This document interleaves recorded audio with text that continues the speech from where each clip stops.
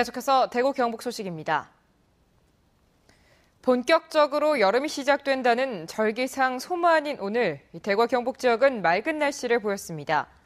오늘 낮 최고 기온은 대구 30도를 비롯해 안동 27.7도 등 21도에서 30도의 분포로 어제보다 1, 2도가량 높았습니다.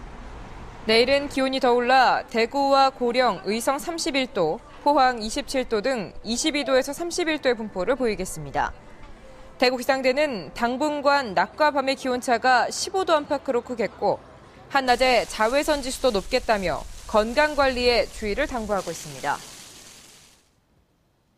오늘 새벽 대구의 지하철역에 멸종위기 야생동물이자 천연기념물인 수달이 나타났습니다. 이 수달은 안전하게 구조돼 다시 금호강으로 돌려보내졌는데요.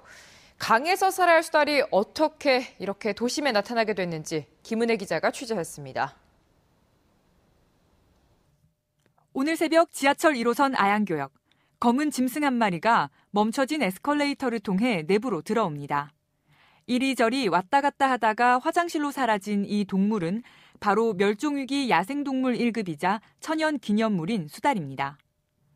몸길이 90cm, 15kg가량의 수달을 시민과 영무원들이 발견해 119 구조대에 신고했고 5분가량 술래잡기 끝에 붙잡힌 수달은 다시 금호강으로 보내졌습니다. 혹시 그 사고 날까 싶어가지고 이게 요 밑으로 또 내려가 보면 그 열차 선로에 들어갈 수도 있고 또 위로 올라가 보면은 도로에 그 차 같은 게 많이 다니기 때문에 위험하기 때문에 제가 그걸 막고.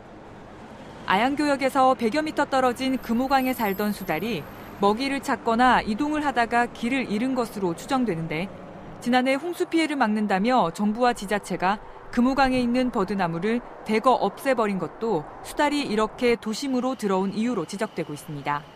수달들의 은신처라든지 이런 것 좀 남겨두고 하자고 이야기를 했는데 저희들 생각보다 상당히 많은 개수의 나무를 감벌을 해버렸습니다.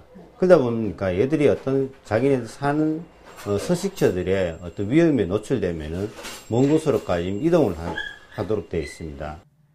한편 깨끗한 물에서만 살아 수중 생태 환경을 알려주는 지표종이기도 한 수달은 금호강과 신천 일대에 15마리가량이 서식하는 것으로 파악되고 있습니다.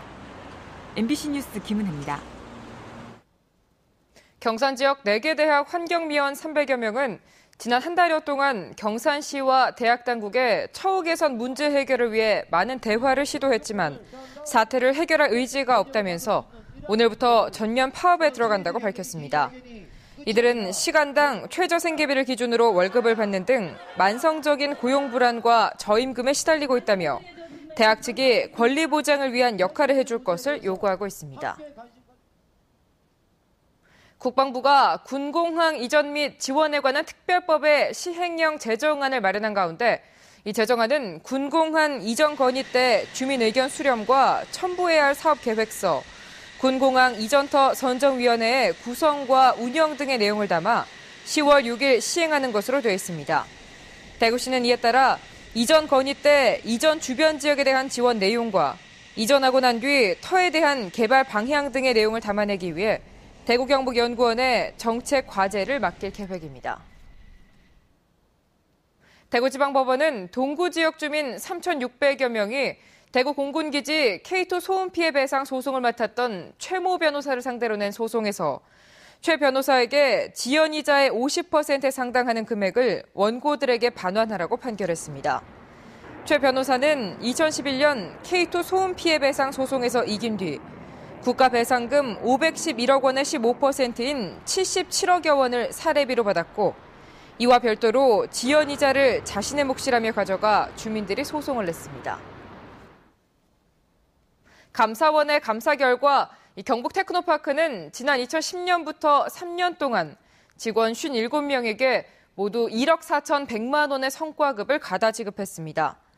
또 이미 공고된 임용 자격 조건을 변경한 뒤 직원을 채용해 보직을 부여하는 등 인사 업무를 부당하게 처리해 주의 조치를 받았습니다. 쓰지도 않는 장비를 구입한 사례가 24건에 이르고 직원들이 근무 시간을 이용해 영리 행위를 하는 일도 여러 건 적발돼 주의를 받았습니다. 전국 공공연구 노동조합이 성명을 내고 한국패션산업연구원이 설립된 이후 부패 의혹이 끊이지 않았다며 경찰이 철저하게 수사해 의혹을 말끔히 해소하고 연구원이 새롭게 태어나는 계기로 삼아야 할 것이라고 밝혔습니다. 또 김충환 원장 내정자는 부패의 척결 의지를 보여야 하고 산업통상자원부는 제도적 개선안을 마련해야 할 것이라고 덧붙였습니다. 민주노총 대구본부와 전교조 대구지부가 공무원과 교사의 노동기본권 보장을 촉구하는 집회를 열고 공직사회에서의 노사관계 정상화를 요구했습니다. 또 해직 교원의 조합원 자격을 인정해줄 것과 공무원 노조 활동을 하다 해직된 사람들의 복직, 전공로의 법적 지위 인정과 전교조 설립 취소 협박을 중단하라고 요구했습니다. 대구 혁신도시로 이전할 예정인 한국가스공사가 입주 공기업으로는 최초로 경북대병원에 어린이 의료 지원과 인프라 구축을 위해 1억 원을 지원했습니다. 경북대병원은 이 지원금을 어린이 의료비 지원과 도서관, 병원 학교 개설 등에 사용합니다. 한국가스공사는 지난 2011년 국민기초생활보장수급자 현황조사에서 대구 경북 지역 어린이들이 전국에서 경제적으로 가장 취약한 환경에 노출돼 있는 것으로 파악돼 지원하게 됐다고 밝혔습니다. 경상북도는 구미시 닭과 영천시 포도, 고령군 딸기와 의성군 산수유, 홍화 등 6개 특화 상품을 선정해 정부의 농식품 6차 산업화 사업에 선정될 수 있도록 자문해주기로 했습니다. 이 사업에 선정되면 국비 50%, 지방비 30%, 자부담 20%의 비율로 자원당 30억 원을 투자해 1, 2, 3차 산업을 융복합화해 지역 핵심 전략 산업으로 육선하게 됩니다. 구미경찰서는 노무현 전 대통령의 얼굴을 희화화시킨 사진을 인터넷 사이트에 게시한 17살 L군이 자수해 조사 중이라고 밝혔습니다. L군은 인터넷에 자신의 글을 인기글로 올리고 싶은 영웅심에서 합성 사진을 유포했다가 최근 대구에서 이 사진 유포자가 경찰 조사를 받는다는 언론 보도를 접한 뒤 겁을 먹고 자수한 것으로 알려졌습니다. 건강보험 심사평가원이 전국 2만여 곳의 약국을 대상으로 전수조사한 결과 약값을 부당 청구한 것으로 의심되는 대구 지역 약국 160여 곳 가운데 70여 곳이 약 바꿔치기를 한 것으로 드러났습니다.